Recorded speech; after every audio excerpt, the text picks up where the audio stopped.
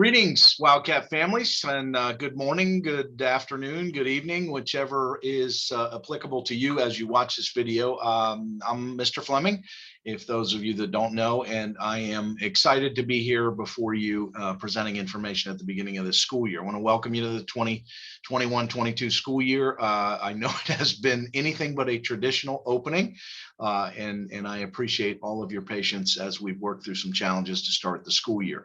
I also want to thank our PTA officers for giving me this opportunity to speak to you this evening or this afternoon today to present information about how we did on last year's assessments. And as the challenges continue and we work through those challenges, we all know that it was a very difficult year last year, and this year started off probably equally as challenging. I just wanted to do a personal thank you to all of our parents out there. You are the lifeblood of our school and our organization, and you send us the most amazing, wonderful kids each and every day. They come to us with a degree of resiliency and affability and just pleasantness that makes my job as principal and our staff thankful to come to work every day. And we thank you for that. And although, we may not always agree on everything, I think for the most part, that your children are having a good experience here at West Shore, and we thank you for your support as we pursue the most aggressive competitive college admissions portfolio for them that we can. So thank you for that. And once again, thank you to our officers for giving me this chance. Now, under normal circumstances, I would love standing before you doing this presentation because it is a fun night for me as I reflect on what we have built from last year and reflect on all the positive assessment results that our school has been known to achieve. And of course, last year was no different. Although it was challenging, we certainly met or exceeded the bar in many areas to include AP and SAT. And I wanted to, again, mention that as we start. So I'm going to do a couple things in this presentation. First of all, I'm going to share with you some assessment data from last year in the form of a PowerPoint that I shared with our teachers at the beginning of the year during our pre-planning event. And then I'm going to share with you a little bit of professional development that we've done for our teachers. Because as you know, as our community continues to deal with a lot of stress and anxiety from many different angles, our teachers and staff are also dealing with stress and anxiety from many different angles because they have their own families and their own situations at home, which can often be challenging and be equally as difficult as those of our families. So tried to do a little bit of an inspiration for them as we started the school year, just to get them back on track and recalibrated to the service that we provide for our students and for our families. So with that, I'm going to start off with our assessment. So bear with me as I share my screen. And I'm going to open up a PowerPoint.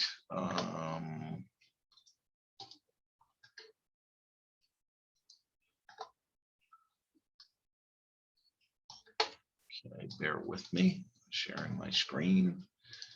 And I am going to open this PowerPoint. I apologize. My digital expertise has gotten better. It's still not where I would like it to be. But it has gotten a little bit better. So we're going to start this from the beginning. Alrighty, there we go. Okay, West Shore Junior Senior High School. And I like to say we are a case study in sustained excellence as named after our grade A accountability plan. As you know, West Shore has been an A school since inception of the grading program for schools back when Jeb Bush was our governor in the mid 90s, early 90s, and we are proud to boast that we've been an A school since inception of that criteria. Everybody reads the press releases. Everybody knows, we've been recognized as the #4 school in the state of Florida, as well as the number 47 school in the nation by U.S. News and World Report. And we are proud to boast that honor because that is out of 28,000 public high schools. So to be number 47 in the nation is certainly a feather in our cap, and we want to make sure we stay in the top 50. And of course, we all want to be number one. That is our pursuit of excellence that we will continue. We've been a National Blue Ribbon school for 3 years. We were the only secondary school to earn it back in 2018. Very proud of that honor. I got to go to DC and be recognized by our Commissioner of Education and accept that honor on West Shore's behalf. Other periodicals that we've been recognized in, the Washington Post, of course, Newsweek, the Daily Beast, niche.com, which is one of the newest online platforms to rank schools.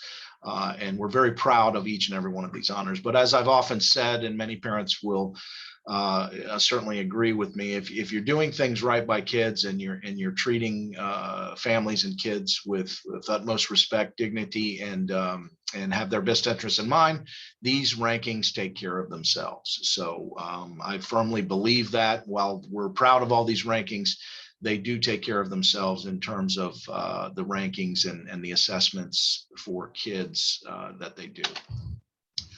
This is what our April and May looks like. And no, this is not West Shore, but I like to share this as a bit of humor because when we get into assessments in the springtime, our AP testing sites often look similar to this. And we're hoping that this year we won't have to separate students out by 6 feet and, of course, be able to complete these assessments in a timely manner. But as you know, the spring is often challenging because we have FSA testing along with EOC testing, along with AP testing, and all of those overlap. All of those assessments have different time frames. They have AM and PM testing. So we have testing going on in our gymnasium, in our auditorium, many of our classrooms, our media center, and that is from April through May. So I appreciate and thank you for your support as we navigate through this each year. And we know our students have done well and will continue to do well. But it is kind of funny when you think about what our campus looks like in April, May.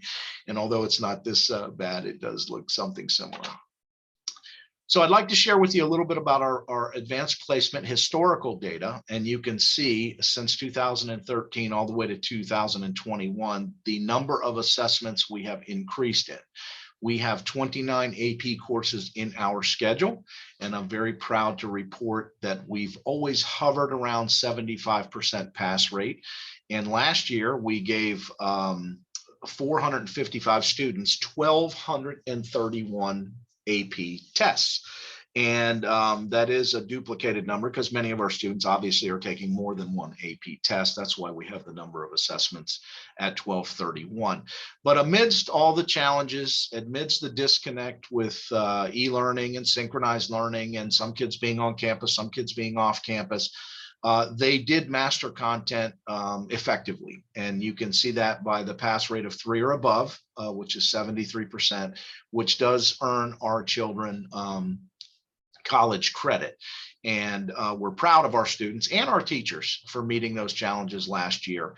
And although we did dip in the number of assessments we gave, our percentage passed was not statistically significant, only dropping 1% from 74 to 73 amid those challenges.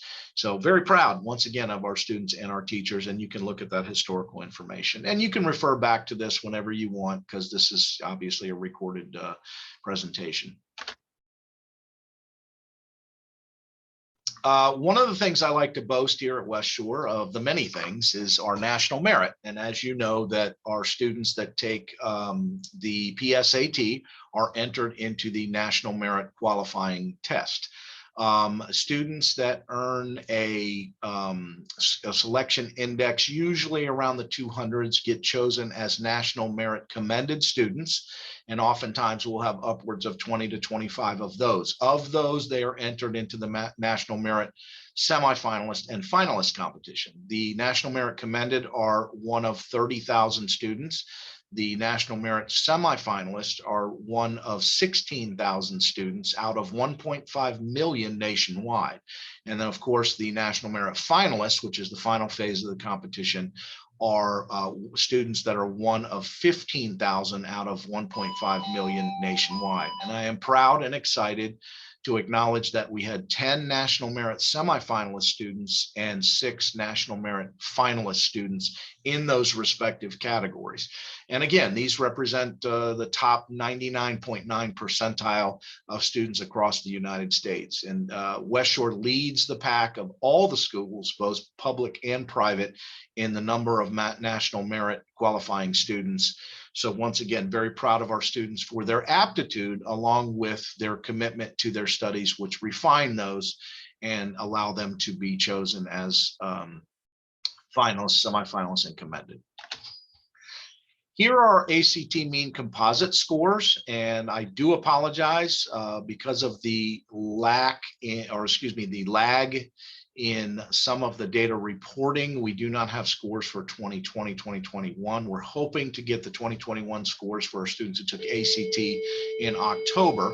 But as you can see the progression, back when our students started taking ACT in 2002, we progressively have increased every year to a composite score of a 28.4. And as you know, for Bright Futures, the full Bright Future Scholarship, the cutoff score is a 28.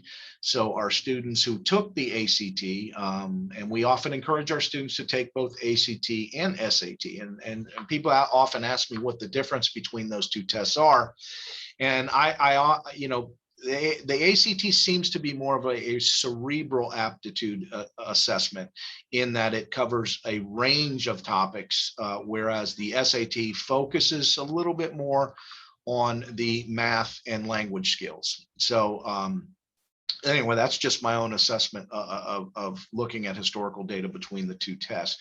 But I would often encourage our college-bound students, which all of them are, to try both the SAT and ACT, because the threshold scores for Bright Futures for each of those obviously are on different scales, but some may do better on ACT than SAT and vice versa. So anyway, very proud of our students and the composite scores they have received on ACT.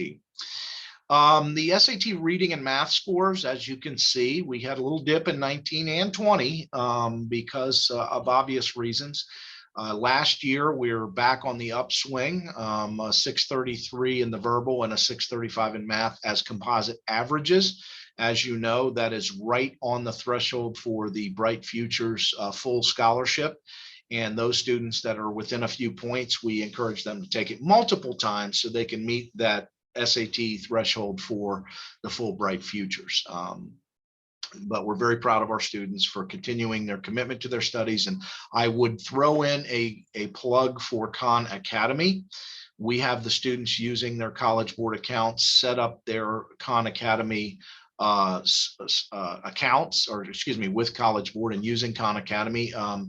10 hours on Khan Academy can sometimes increase SAT scores up to 100 points. And there's been statistically significant studies to that effect. So I would encourage all of our parents to query your children about their College Board accounts, because they can match up their PSAT scores with Khan Academy, and they do a diagnostic view of what kids need to work on to increase their SAT scores. Feel free to reach out to our guidance department and Mr. Drake specifically if you have questions about that particular topic. And I know that through our homeroom and through our English department, we work with kids in making sure they have those College Board accounts set up and marry their PSAT scores up with Khan Academy to get a really good diagnostic view of where they need to work to increase those scores. So once again, reach out to guides if you have any questions about that. But very proud of our students. AP Capstone, as you know, we added AP Capstone back in 2016, and many of you have had older children that have come through West Shore and have seen the growth and proliferation of our AP Capstone Diploma program. AP Capstone Diploma is similar in rigor and recognition than that of IB and Cambridge diplomas. And colleges have really started to recognize the AP capstone diploma as a viable comparison to both of those other established programs that I previously mentioned. So we're proud that 52 out of our 138 plus graduates last year earned the AP capstone diploma. So that's a little more than a third, and we're very proud of them for that. And the AP diploma recipients, we had 72 of those. And again, that may include the 52 that earned the AP capstone diploma. The capstone diploma, just so you know, is recognized by colleges. It's recognized by College Board. It's a internationally recognized diploma designation program. The AP diploma recipients are a Brevard County recognition. So that's the difference between the two, but many of our students qualify for both. And that's what you see in this data set here. Some of the highlights, and I often like to highlight last year's graduating class in 2021, and at the King Center in, I believe it was May 28th of last year, we had graduation and we recognized 137 graduates. 132 of those earned the Diploma of Distinction, which means they completed all their accelerations, they completed their senior project, they completed their leadership component, and they completed all of their volunteer hours. So that's a pretty good stat given all the challenges that we had last year. I like to say we have 100% who earned the Diploma of Distinction, but unfortunately, you know, with the challenges we had, some of our students fell a little bit short, but only 5, so not too bad. 132 were honor graduates that earned a 3.5 or above. And of course, these are students who are taking a litany of honors and AP courses within their sequence. And there is no fluff in West Shore curriculum. So you know how hard they work, and we know how hard they work. So to be an honor grad here at this school is a very, very distinct designation indeed. Our GPA, if you look at our valedictorians, 17 we had with perfect 4.0s. And I'm very proud of those students as well. One of the reasons I don't wait for valedictorian or salutatorian is many of our students have to make difficult scheduling decisions, as you know. And I do not like to have to put a child in a position of having to forego a possibility at jazz band, for example, and just to take an AP Physics C class that may be scheduled at the same time. And just to be valedictorian, they end up with the AP Physics C class and skip out on their passion, which may be jazz band. And I don't want kids to have to make those difficult decisions. So they could certainly do jazz band and still be valedictorian. And we believe that our students will gravitate to the courses and the things that they want to do. We had 10 National Merit Commended, as mentioned in the previous slides. And once again, these are the top 16,000 out of 1.5 million nationwide. And the National Merit Designation is 1 out of 15,000 out of 1.5 million students nationwide. And again, I went over the 52 seniors that were capstone and 72 advanced placement scholars. 46 of them was the stat I was looking for, that they earned both of these designations. Very proud of them. 109 out of 138 earned full Bright Future, or excuse me, earned Bright Future scholarships, with 64 of them earning the full academic 100% paid college tuition. 45 earned the medallion, which is 75% tuition. And again, those thresholds are grade point average combined with test score, combined with volunteer hours. So our requirements here align perfectly with the requirements for Bright Futures, and we continue to monitor that for any changes in Bright Futures that may come down from Tallahassee. We had 15 students that earned their AA degree, and they earned their high school diploma and their AA degree concurrently with their high school diploma from EFSC. So students that choose the early admissions route, while West Shore is pretty much known and our program of study here is advanced placement, there is that caveat where students can choose to go to EFSC full-time and earn an Associate of Arts degree. And some of them choose to do that. And so all of the ones that chose to do that from West Shore earned their AA degree. So that was impressive. But probably the most profound statistic is we had over $7 million worth of scholarships earned with the class of 2021. And that will be your children in the future as they graduate from West Shore and earning these accolades. And of course, that saves us money as parents, and we're all happy about that. One thing I like to mention, and again, this is a prelude to the trust and vulnerability that our teachers have in one another and administration, and working in unison together for the common good of the students. And the circle of safety, I like to show this to our teachers. So when I showed the PowerPoint presentation of the testing results to our teachers, I wanted to connect them about what helps us make these significant results possible. And so I'm going to share this. It's about 11-minute video that I share with teachers before I move on to the challenge I gave our teachers for this year. So bear with me as I pull this up and expand.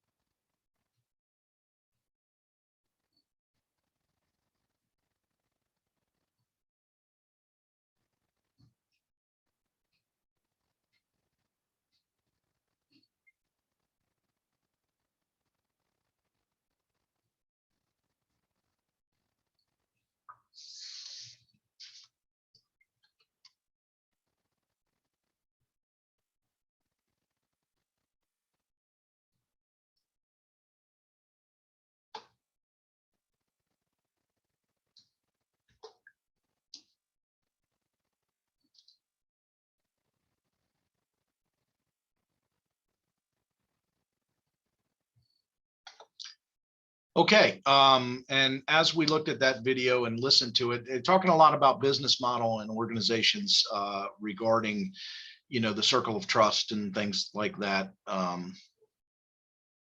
But great organizations constantly have to have innovation and creativity and can't be afraid to fail. And one of the things I've challenged our teachers with is that FAIL acronym.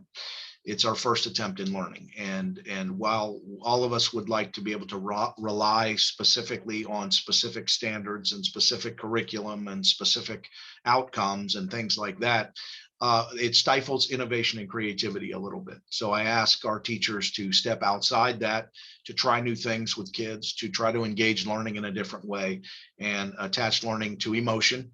Because if we attach learning to emotion, as we all know, emotion, if something emotional happens to you, it etches in your mind and burns in your brain forever. If we can attach emotion to content and delivery, our students will continue to excel and want to go beyond what they think they can do. So that's the challenge I present our teachers with each and every day here at West Shore. And I'm proud to say that most of the time our teachers rise to that occasion and exceed that expectation. So they're encouraged to try new labs in science. They're encouraged to try new robotics techniques in our programming class. They're encouraged to do new ways of solving math problems and try to engage kids in specific ways, because the learning styles of our students are very different. So with that, I'm going to share another PowerPoint very briefly, and it talks about school culture. And one of the things that makes West Shore a special place for children is the culture that we have here, because parallel in degree of importance with content mastery, curriculum alignment, and making sure kids get what they need is the social emotional connection of our kids to our school and to our teachers, to one another, as well as to parents. So we have challenged them. So I'm going to pull up, share my screen on another PowerPoint. Bear with me here. And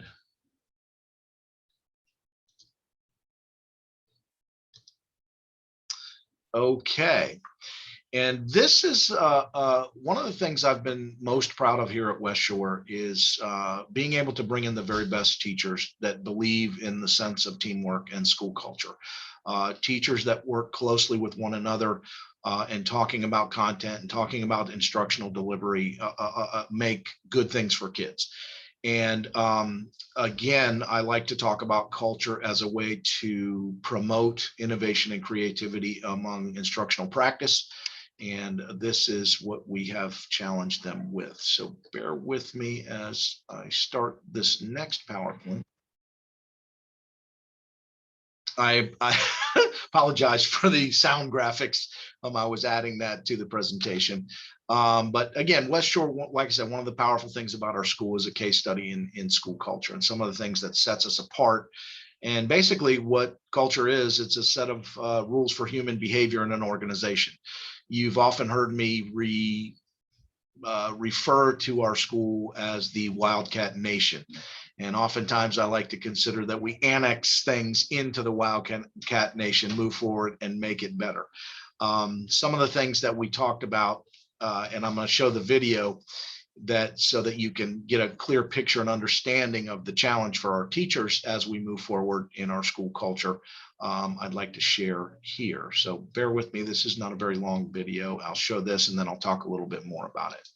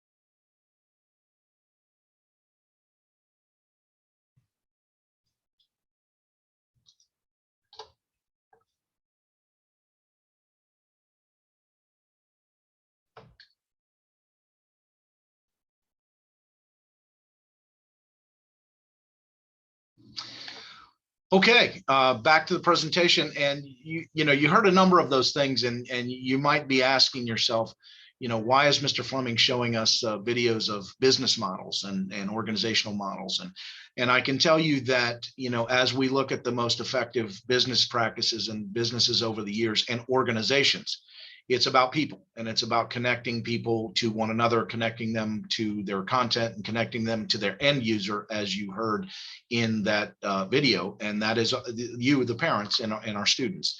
One of the biggest and best quotes I heard out of that was, you can choose courage or you can choose comfort, but you can't have both. I like to be challenged by our teachers in terms of where we're headed as an organization, and I'll share a brief story with you that I presented to them a few years ago on a challenge as we moved forward with some of the changes in our curriculum when we added AP Capstone.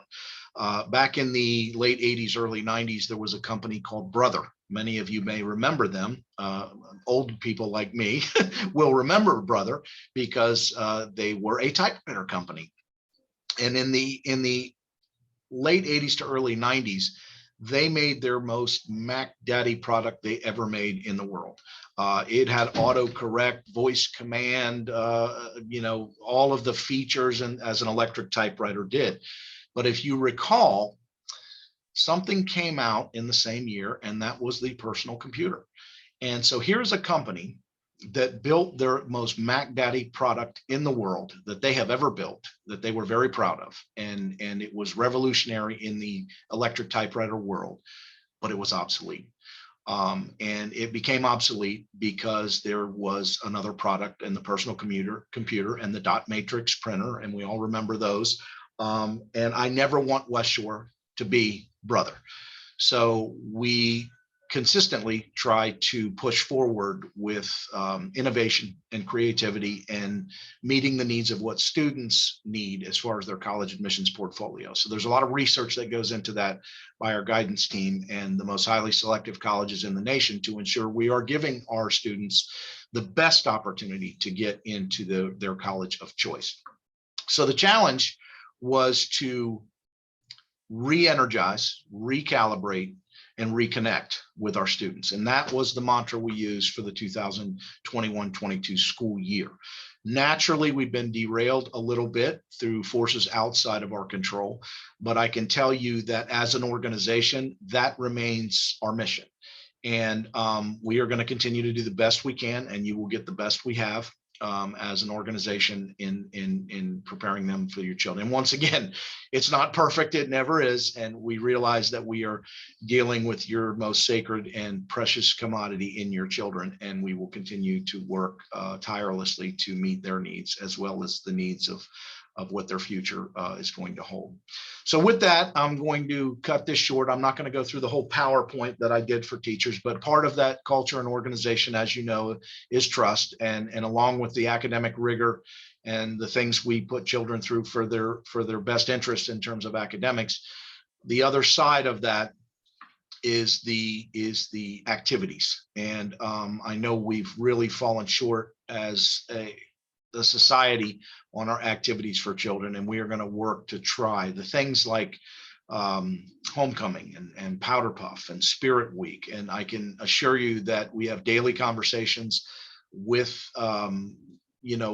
the forces that we have to work within to make sure we're keeping that enriching environment for children, both from an academic and a social emotional standpoint. So we are excited about our Spirit Week coming up in later September this month, along with our Powder Puff football game, which is part of our school culture, because there are norms, folkways, and traditions of schools. And those are fun things for our children that we want to continue. And because they're outdoors, we will be able to have those. So we're excited about that. But as we move forward in 2021-22 school year, I want to wish you the very best as parents. My office and door is always open, as is guidance, as is any of the administrative staff and our teachers. With the new mask mandate, some of the silver lining, and I'm not here to judge or either side of that particular issue. It has cut down on our quarantines, which again is keeping our kids in school. So I really, the silver lining of the whole mask thing is that it is keeping our children in school. I don't want you to take that as I'm pro mask or against mask, but I want to make sure that the kids are in school, and we're happy about that. And hopefully there'll be a day soon when we can get back to normal with all of our activities. So I thank you for giving me your gift of time in watching this. And I try not to go too long, but I want to make sure that I try to cover everything. And again, the Wildcat Nation is strong, and we're getting stronger by the day. And I'm proud of our students, and I'm thankful for our parents, and I'm especially thankful for our teachers. And we've got a lot of new staff that are acclimating to our school culture and our climate, and they're doing a great job. So thank you for your support, and it's been wonderful being with you. And have a great school year, and have a wonderful long weekend.